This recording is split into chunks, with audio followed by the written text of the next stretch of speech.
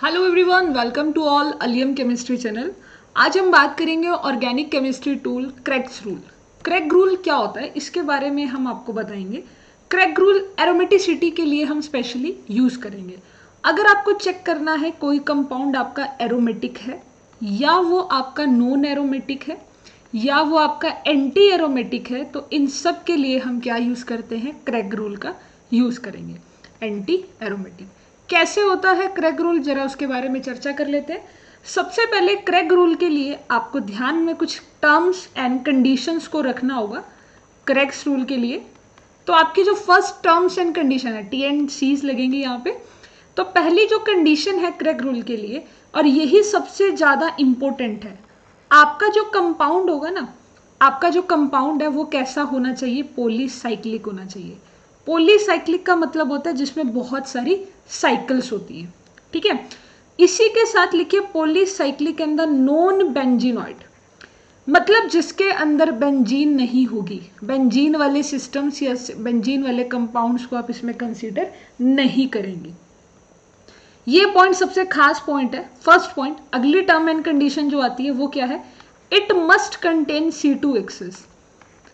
It must contain C2Hs। ये C2Hs को contain करता है। व्हाट इज द C2Hs, आपका ये डाउट आ जाएगा एक तो यहाँ पे कि C2Hs क्या होती है, पॉलीसाइक्लिक क्या होता है, आपका नॉन बेंजेनॉइड सिस्टम क्या होता है ना। ये तीन अभी तक आपके डाउट तैयार हो गए होंगे, तभी आपको, अगर ये पॉइंट्स क्लियर होंगे तभी आपका क्रेग रूल आपको समझ में आएगा। उसके बाद एक और पॉइंट आता है कि यहाँ पर आपका साइक्लिक होना चाहिए, साथ ही साथ आपका प्लेनर होना चाहिए, साथ ही साथ आपका प्लेनर होना चाहिए। साइक्लिक का मतलब और planar, planar basically sp2 hybridisation होने चाहिए, या तो सारे कंपाउंड या फिर sp2 sp का मिक्सचर होना चाहिए। क्लियर। ये तीन कंडीशंस है, मैं आपको इन तीन कंडीशन में सबसे पहले बताती हूँ पॉलीसाइक्लिक के बारे में। सपोज मेरे पास एक ये सिस्टम है, ये जो मैंने आपके सामने एक सिस्टम ऐसे तैयार किया है, क्या मैं इसको पॉलीसाइक्लिक कंसीडर कर सकती हूँ? नेवर। ये एक पॉलीसाइक्लिक ही नहीं है। क्यों नहीं है ये पॉलीसाइक्लिक? क्योंकि ये क्या है, आपका एक सिंगल है, दिस इज द मोनोसाइकिल। इसमें तो एक ही साइकिल बन रखा है ना, एक ही रिंग है ना, तो दिस इज द मोनोसाइकिल। तो ये पॉलीसाइक्लिक तो नहीं है। अगर ये पॉलीसाइक्लिक नहीं है तो आप यहाँ पर अपना जो आपका क्रेग्स रूल है वो अप्लाई नहीं करेंगे। क्रेग रूल्स यहाँ पर नहीं एप्लीकेबल होगा। अगर मैं कुछ ऐसा सिस्टम बना दूं, सपोज मैंने ऐसा कोई सिस्टम बना दिया लाइक दैट। अब इस सिस्टम के अंदर अगर मुझे कोई पूछे कि क्या यहाँ पर क्रेग रूल लग सकता है, तो आइए जरा देख लेते हैं इसके पॉइंट्स को। सबसे पहला क्या है कि पॉलीसाइक्लिक होना चाहिए, यानी एक से ज्यादा रिंग प्रेजेंट होनी चाहिए। तो यस, यहाँ पर एक से ज्यादा दो रिंग प्रेजेंट है, तो ये आपका हो जाएगा polycyclic. This is the polycyclic. दूसरा पॉइंट आता है कि नॉन बेंजेनोइड सिस्टम होना चाहिए। बेंजेनोइड सिस्टम इसे कहते हैं, ये आपका एक बेंजेनोइड सिस्टम है, ठीक है। ये आपका एक बेंजेनोइड सिस्टम है। क्या यहाँ बेंजेनोइड बना हुआ है? तो आप लिखेंगे no, this is the non benzenoid system.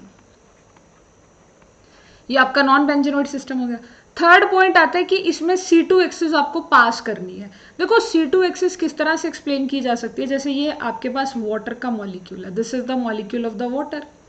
अब मैंने यहाँ से एक लाइन को पास कराया, सपोज मैंने अपनी यहाँ से एक एक्सिस को पास कराया, ऐसे एक्सिस को पास कराया। अभी क्या सीन है कि मेरे पास इधर भी हाइड्रोजन है और इधर भी हाइड्रोजन है। अगर मैं इसको ऐसे घुमाने की कोशिश करूँ, C2Hs का मतलब भी क्या होता है, C2Hs का मतलब है 360 डिवाइड बाय 180, तभी तो आपको C2Hs मिलेगी ना। यानी कि आप कितने डिग्री से घुमा रहे हैं इसे, 180 डिग्री से। आप अगर इसे 180 डिग्री से घुमाओगे तो आपको क्या मिलेगा? अगर सपोज मैं इसको ऐसा कर दूं कि एक, आपको ताकि क्लियर हो जाए, एक येलो कलर का हाइड्रोजन और एक व्हाइट कलर का। अब देखिए जब आप इसे घुमाएंगे ना 180 डिग्री पे, तो ऐसा होगा कि व्हाइट वाला जो आपका व्हाइट वाला हाइड्रोजन है, जो आपका व्हाइट वाला हाइड्रोजन है ना, वो इधर आ जाएगा, और जो आपका येलो वाला हाइड्रोजन है वो आपका इधर चला जाएगा। ये येलो वाला इधर आ गया, बाकी देखो ये भी हाइड्रोजन है, ये भी हाइड्रोजन है। So this is the C2Hs की आपको दोनों तरफ सेम सिमिट्री पास कर जाए, यहाँ से क्या कर जाए, सिमिट्री पास कर जाए। अगर आप 180 डिग्री से किसी चीज को घुमाओगे तो अगर आपको सेम चीज मिल जाती है तो वहां पे C2Hs पास हो जाएगी। C2Hs के लिए आपको क्या करना है, 180 डिग्री से किसी चीज को घुमाओगे, रोटेट करोगे, और अगर आपको सेम चीज मिल जाती है तो आप उसे क्या कहेंगे कि वहां पे C2Hs प्रेजेंट है। वेल, मेरा जैसे ये क्वेश्चन था, तो आप इन क्वेश्चंस के अंदर कैसे देखेंगे? अगर मैं आपके सामने ये वाला क्वेश्चन बना रही हूं, मैंने कुछ ऐसे करके अपना क्वेश्चन बनाया, तो आप इन क्वेश्चन के अंदर कैसे देखेंगे, ऐसा हमारा क्वेश्चन है। तो मैं इसको बनाने के लिए ऐसा करती हूँ, मैंने इसमें कुछ पॉइंट्स डिसाइड किए, एक कार्बन, ये रहा दूसरा कार्बन, एक ये रहा कार्बन आपका, ठीक है, यहाँ पर आपका कार्बन एटम आ गया, यहाँ पर कार्बन एटम आ गया, यहाँ पर, और इसे ऐसे थोड़ा सा इसको ठीक कर लेते हैं यहाँ पे, ठीक है, इसको यहाँ पे ऐसे ज्वाइन करा देते हैं, ऐसे एक कार्बन एटम ये रहा।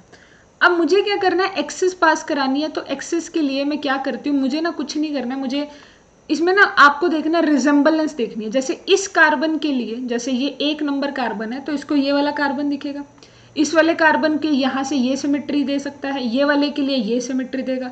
तो कहाँ से एक्सिस को पास कराऊँ, मैं अपनी एक्सिस को ऐसे पास ना करा दूँ। अगर मैंने जिस लाइन को पास कराया है, अगर मैं इसको 180 डिग्री से रोटेट करती हूँ, अगर मैं इसको 180 डिग्री से रोटेट करूँगी ना, आप इसको घुमाकर देखेंगे तो इसको ये मिल जाएगा, इसको ये मिल जाएगा, सेम चीज़ मिल जाएगी। तो यस, यहाँ पर इस वाले कंपाउंड के अंदर आपका क्या है, जो C2 एक्सिस है वो भी क्या है, प्रेजेंट है। यहाँ पर C2 एक्सिस भी क्या है, प्रेजेंट है। तो मतलब हमें समझ में क्या आया है क्रेग रूल के लिए, कि एक तो वहाँ पर एक से ज़्यादा रिंग प्रेजेंट होनी चाहिए, वो रिंग आपके 6 मेंबर की बेंजीन वाली नहीं होनी चाहिए, उसमें C2 एक्सिस पास करनी चाहिए, साइक्लिक होनी चाहिए, प्लेनर होनी चाहिए। तो क्या ये साइक्लिक है, हाँ ये साइक्लिक भी है। क्या ये प्लेनर है, सभी के सभी कार्बन आपके sp2 हाइब्रिडाइज्ड भी है। अगर ये सारी टर्म्स एंड कंडीशन फुलफिल हो जाती है, फिर आपको यहां पर बताना है, क्रेग रूल ने कहा कि आप उसे एरोमेटिक कहेंगे, आप उसे एरोमेटिक कहेंगे जहां पर आपके जो नंबर ऑफ पाई बॉन्ड्स आपने देखने हैं, नंबर ऑफ पाई बॉन्ड्स, अगर आपको नंबर ऑफ पाई बॉन्ड्स कैसे मिले हैं, ओड मिल रहे हैं, तो वो एरोमेटिक है। एंटी एरोमेटिक आप किसे कहेंगे, या सॉरी नॉन एरोमेटिक, यहाँ पर आप नॉन एरोमेटिक को डिफाइन करते हैं क्रेग रूल से। नॉन एरोमेटिक के लिए आपका क्रेग रूल आएगा।